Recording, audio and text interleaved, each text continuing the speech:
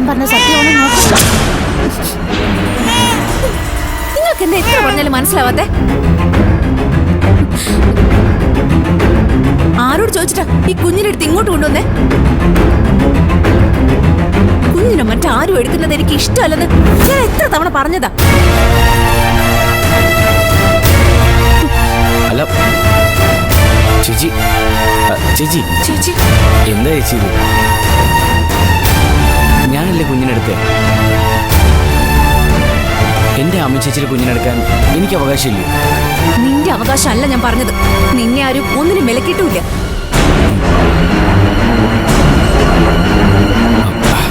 ചേച്ചി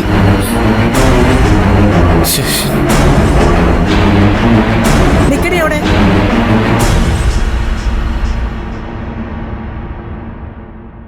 പിന്നെ ഇവിടെ ആർക്കാ വിലക്കുള്ളത്? പൂജ മോൾക്കോ? ആ വിലക്ക് ഇവിടെ വേണ്ടെന്ന് നിന്നോട് ഞാൻ എത്ര തവണ പറഞ്ഞതാ? മുത്തശ്ശി ആവശ്യമില്ലാത്ത കാര്യങ്ങളിൽ ഇടപെടാൻ പാടില്ലെന്ന് ഞാനും പറഞ്ഞതല്ലേ. ഒരു കാര്യം ചെയ്യും, ആവശ്യമുള്ളതും ഇല്ലാത്തതും എല്ലാം കൂടെ നീ ഒരു വെള്ള പേപ്പറിൽ എഴുതി എനിക്ക് താ. ഞാൻ അതനുസരിച്ച് ജീവിച്ചോളാം. ഇതും പറഞ്ഞ് മുത്തശ്ശിയോട് വഴക്കുണ്ടാക്കാൻ എനിക്ക് താല്പര്യമില്ല. ദയവ് ചെയ്ത് എന്റെ കാര്യങ്ങളിൽ ഇനി മുത്തശ്ശി ഇടപെടരുത്.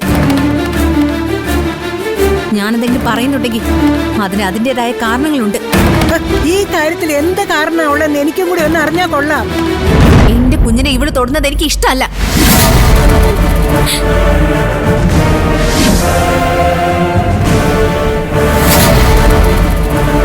അതെന്തുകൊണ്ടാണെന്നാ ഈ ചോദിക്കുന്നത്? കുഞ്ഞു മരിച്ചുപോയ സ്ത്രീകള് മറ്റു കുഞ്ഞുങ്ങളെ തൊടുന്നത് കുഞ്ഞിന് നല്ലതല്ല.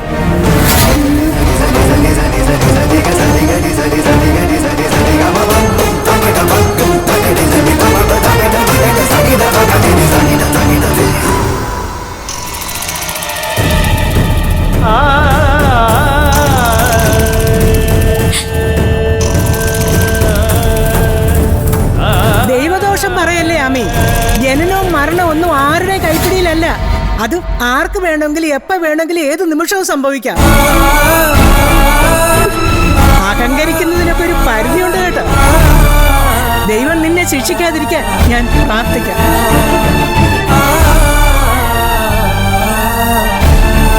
മോൾ എന്നോട് പൊറുക്കണം. എന്നെ കരുതിയെങ്കിലും ഈ മഹാപാപിയെ ശപിക്കരുത്.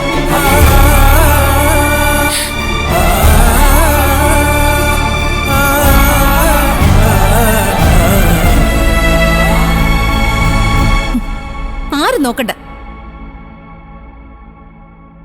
ഇവളുടെ കാര്യത്തിൽ എനിക്ക് യാതൊരു സെന്റിമെന്റ്സും ഇല്ല. ഇതിന്റെ പേരിൽ ഇവിടെ ആരൊക്കെ കലാപം ഉണ്ടാക്കിയാലും അതെനിക്കൊരു പ്രശ്നവുമല്ല.